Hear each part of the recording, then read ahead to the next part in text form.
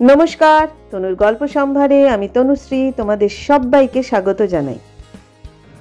আমার আজকের নিবেদন লেখক তারাপদ রায়ের একটি ছোট গল্প, খেজুরে গুড়ের সন্দেশ।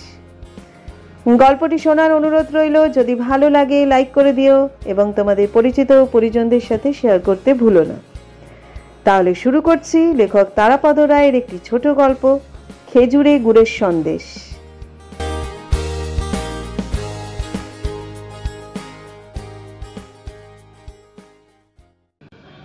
মহিতোষবাবুর বয়স 60-এর খারাপ দিকে।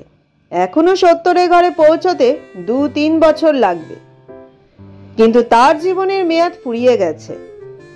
অদ্য শেষ দিবস বা শেষ রজনী। মহিতোষবাবুর পরমায়ু আজকেই শেষ। মারাত্মক অসুখ হয়েছে মহিতোষবাবুর। এখন বিছানায় শুয়ে শুয়ে জীবনের শেষ প্রহর গুনছেন। কি অসুখ? কেন অসুখ? কেমন অসুখ? কবে থেকে অসুখ? এই সামান্য সংক্ষিপ্ত রম্য রচনায় এইসব প্রসঙ্গে যাওয়া অনুচিত হবে। তাছাড়া যে কোনো অসুখের আদ্যন্ত বিবরণ খুব ক্ষতিকর। মন খারাপ করে, দুশ্চিন্তা হয়, ভয় হয় এই অসুখ হয়তো আমারও হয়েছে। বিশেষ করে অসুখের লক্ষণগুলো খুব চট করে মিলে যায় নিজের সাম্প্রতিক দেহ কষ্টের সঙ্গে। আর তাছাড়া এই রম্য গল্পে অসুখ ব্যাপারটা গৌণ, মুখ্য ব্যাপার হলো মৃত্যু। মহিতোষবাবুর মৃত্যু, যে ব্যাপারটা অনতি দূরেই রয়েছে। মহিতোষবাবু বিছানায় শুয়ে ধুঁকছেন, মৃত্যুর প্রতীক্ষা করছেন। ডাক্তার গতকাল সকালেই জবাব দিয়ে দিয়েছেন, আর আশা নেই। আত্মীয় স্বজন বন্ধু বান্ধবদের খবর পাঠানো হয়েছে। তারা ঘন ঘন সশরীরে উপস্থিত হয়ে টেলিফোন করে মহিতোষবাবুর শেষ অবস্থার খবর নিচ্ছেন। মহিতোষবাবুর এক ছেলে, এক মেয়ে। ছেলে মহিতোষবাবুর সঙ্গেই থাকে, এখনো বিয়ে করেনি, বয়স 27-28। সে গত 2 দিন ধরেই বাবার শরীরের অবস্থার অবনতি দেখে অফিসে যাচ্ছে না, ক্যাজুয়াল লিভ নিয়েছে। মহিতোষবাবুর মেয়ে ছেলের চেয়ে বছর 2-এর বড়। 3 বছর আগে আসানসোলে তার বিয়ে দিয়েছেন। এখনো ছেলেপিলে কিছুই হয়নি। সে আজ সকালের ট্রেনেই বাবার অবস্থার খবর পেয়ে আসানসোল থেকে তার বাপের বাড়ি মহিতোষবাবুর এই দমদম নাগের বাজারের বাসায় চলে এসেছে। মহিতোষবাবুর ছেলে আর মেয়ে দুজনের নামই অনু, অনুতোষ আর অনুকণা। এছাড়া এই নাগের বাজারে বাড়িতে আছেন মহিতোষবাবুর স্ত্রী, 2 অনুর মা। তার নামটা জানা হয়নি। আপাতত তাকে মহিতোষিনী বলে উল্লেখ করলেই কাজ চলে যাবে।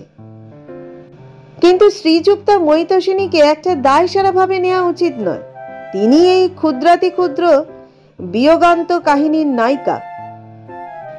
দীর্ঘ 30-35 বছর দাপটের সঙ্গে সংসার চালিয়েছেন মহিতোষিনী দেবী। দাপটটা অবশ্য শতকরা 100 ভাগই পতিদেবতা মহিতোষবাবুর ওপর। তবে 2-4 বার ছেলে মেয়ে, প্রতিবেশী, আত্মীয় স্বজন অথবা বাড়ির কাজের লোক এদের ওপরে দাপট খাটাতে যাননি তা নয়, কিন্তু যা হয় আর কি, তেমন সুবিধে করতে পারেননি। অবশেষে পুরো দাপটটাই মহিতোষবাবুর ওপর দিয়েই গেছে। সমস্ত জীবন মহিতোষবাবু স্ত্রীর ভয়ে সন্ত্রস্ত ছিলেন। টিপে টিপে মেপে মেপে চলতেন। কিসে কি দোষ হয়, গাফিলতি হয়, কিছুই অনুমান করতে না পেরে দুরু দুরু বক্ষে সদা সর্বদাই স্ত্রীর হাতে লাঞ্ছিত হওয়ার জন্য অপেক্ষা করতেন। জামা কাপড় জুতো নতুন কিছু কিনলেই সেটা মহিতোষিনী দেবীর নজরে পড়ত এবং সঙ্গে সঙ্গে তিনি মহিতোষবাবুকে জানিয়ে দিতে দ্বিধাবোধ করতেন না যে এগুলো ভদ্রলোকের ব্যবহারযোগ্য নয়। তিনি স্বামীর রুচিবোধ নিয়ে ধিক্কার দিতেন, টিটকিরি কাটতেন। মহিতোষবাবুর খাবার দাবার সম্পর্কে তার ছিল ভয়াবহ সতর্কতা। 1.5 কেজি ইলিশ মাছ হয়তো মহিতোষবাবু বাজার থেকে এনেছেন, তার থেকে 2 বেলায় মাত্র 2 টুকরো মাছ বরাদ্দ মহিতোষবাবুর। 1 কেজি মাংস আনলেও ওই 2 টুকরো দিনে রাতে। কোনোদিন প্রাণ ভরে বাসায় খেতে পাননি মহিতোষবাবু। তাই ইদানিং এদিকে ওদিকে লুকিয়ে চুরিয়ে খারাপ ভালো দ্রব্যাদি নিজে কিনে খেতেন। আজ মহিতোষবাবু মারা যাবে। তার দীর্ঘ নির্যাতিত জীবনের এই শেষ দিনে এইসব কথা স্মরণ করে লাভ নেই। একটু আগে ডাক্তার এসে ঘুরে গেছে।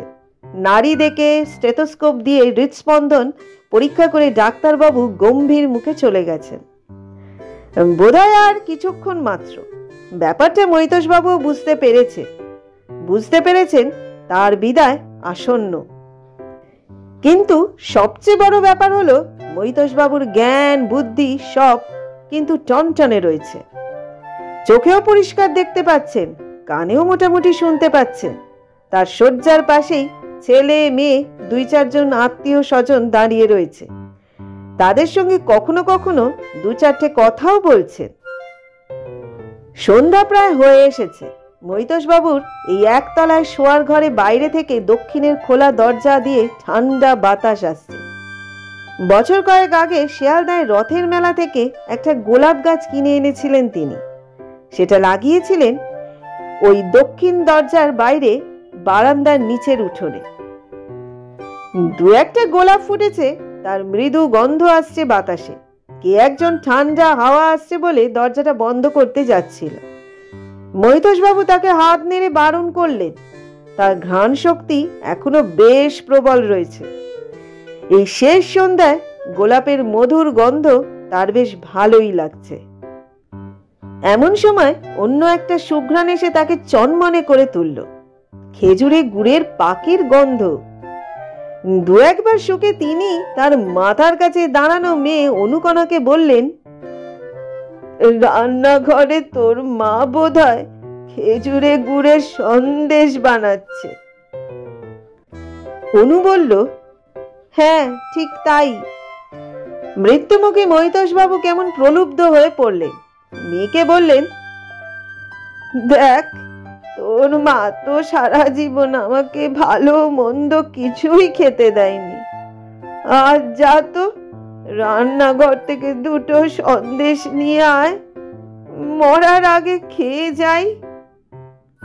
মেয়ে মাকে ভালোই চেনে।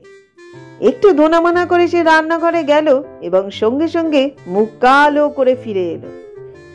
মৈতোষবাবু মেয়েকে বললেন, কি রে, সন্দেশ কি হলো?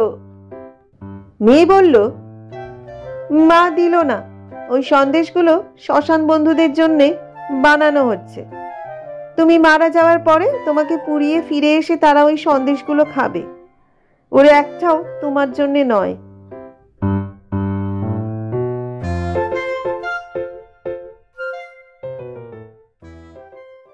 এতক্ষণ তোমরা শুনলে লেখক তারাপদ রায়ের একটি ছোট্ট মজার গল্প, খেজুরে গুড়ের সন্দেশ। গল্পটা তোমাদের কেমন লাগলো অবশ্যই তোমরা কমেন্ট করে জানিও। তোমাদের কমেন্টের প্রতীক্ষায় থাকবো।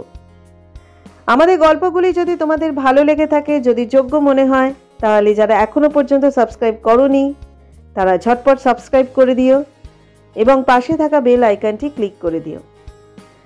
আজকের মতো বিদায় নিচ্ছি। খুব শিগগিরই ফিরবো নতুন আরেকটা গল্প নিয়ে। সবাই ভালো থেকো, সুস্থ থেকো এবং অবশ্যই সাবধানে থেকো।